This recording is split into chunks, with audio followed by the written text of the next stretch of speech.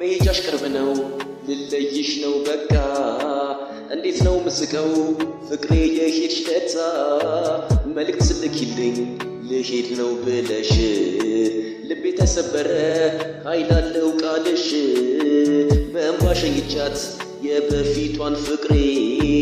እንዴት ልለያት ነው የአሁኗን ፍቅሬ ከኔ መለየትሽ